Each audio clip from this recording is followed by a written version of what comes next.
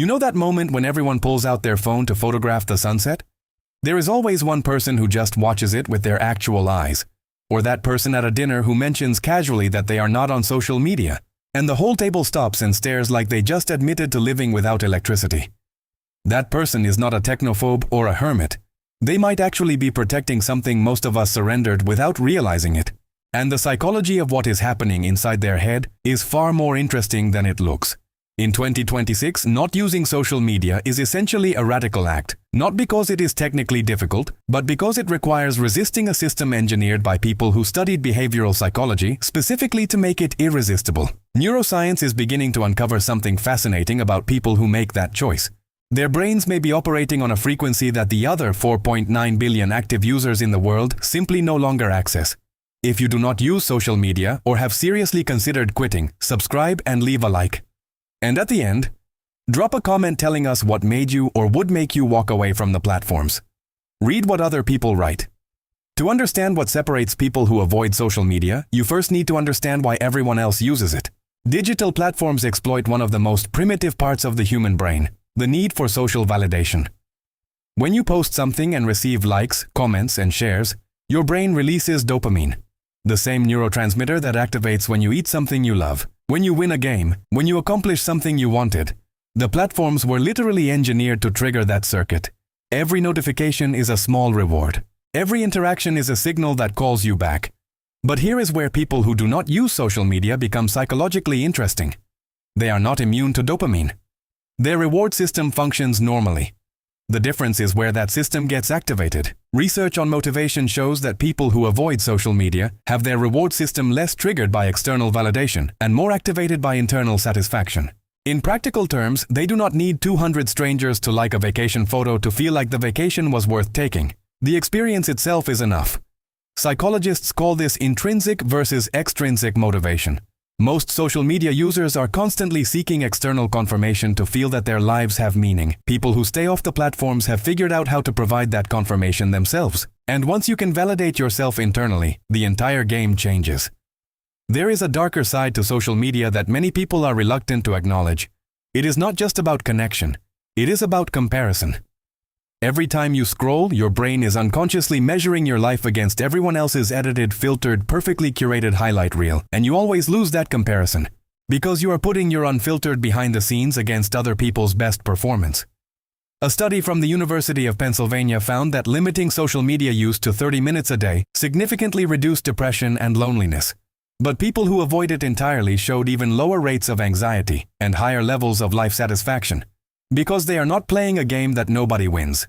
They opted out completely. And when you stop measuring your life in likes, something curious happens. You start living it differently. Share this with someone you know who left social media or is thinking about it. Because what comes next explains what is happening in their brain that most people never stop to understand. Think about what happens to your attention span when you are constantly on social media. You are training your brain to crave quick hits of novelty every few seconds. Scroll, scroll, dopamine.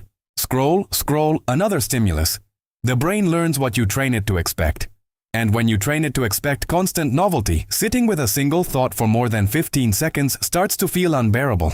There is actual neuroimaging research showing that heavy social media users display reduced activity in the prefrontal cortex, the region of the brain responsible for focus, decision-making, and impulse control. People who stay off social media train that capacity every single day simply by not interrupting it. They can read a book without checking their phone every paragraph. They can hold a conversation without splitting their attention. They can follow a thought to its conclusion. That is not talent. It is the result of an attention habit that has not been fragmented. But let us be honest about something. Some people avoid social media for the wrong reasons. Not because they made a conscious choice, but because they are hiding. Afraid of judgment. Terrified of being seen. That is fear-based isolation, not intentional solitude. They are different things. So here is the question worth asking yourself. Are you avoiding social media because it does not serve you? Or because you are afraid of what might happen if you showed up? One is empowerment. The other is self-protection disguised as principle. And the psychology behind each is completely different. Someone who left the platforms out of clarity behaves one way. Someone who left out of fear behaves another. And the people around them generally sense the difference even without being able to name it. For people who genuinely choose to stay off social media, something else is happening. They have recognized that social media is not actually social. It is performance. Every post is a small audition for approval. Every story is a calculated move in an invisible game of status and perception. And the people who opted out looked at that game and said, "This is not connection. This is theater." Real connection happens in 3 dimensions, not through a screen. It happens in the pause before someone answers a question. In the laugh that is too loud and unfiltered for a video. In the moment that is too ordinary to photograph but somehow stays with you. Research shows that people who do not use social media have stronger real-world relationships. Not more relationships, deeper ones. Because they are not spreading their social energy across 500 acquaintances they have not actually spoken to in a decade. They are investing it in the people who are genuinely in their lives. Quality over quantity. Depth over breadth. And there is a time dimension here that matters enormously. The average person spends more than 2.5 hours a day on social media. That is over 900 hours a year. 38 full days of your life every single year, scrolling through other people's lives instead of building your own. People who do not use social media get those 38 days back. And what do they do with them? They read, they create, they think, they exist without an audience. Not because they are more virtuous, simply because that time was never seized. There is a concept in psychology called continuous partial attention. It is what happens when you are always half present. One eye on the moment, one eye on the phone. Waiting for the next notification. Never fully anywhere. People who avoid social media have escaped that trap. When they are with you, they are actually with you. They are not curating a sense of presence while mentally planning their next post. There is also a creativity angle here that is genuinely fascinating. Artists, writers, and creators who step away from social media consistently report something unexpected. Their work gets better. Instead of chasing algorithms, likes, and shares, they start creating for themselves again.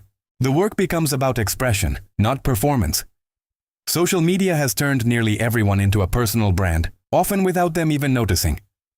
You are not just living your life. You are curating it, editing it, and marketing it to an audience that is largely composed of bots and people who do not actually care. People who walk away from social media leave that entire framework behind. They are not brands, they are just people. And there is a freedom in that most of us have forgotten exists. Let us talk about FOMO, the fear of missing out. It is the reason most people cannot quit social media even when they want to. But here is what people who stay off the platforms have figured out. Most of what you are afraid of missing is completely meaningless. It is digital noise.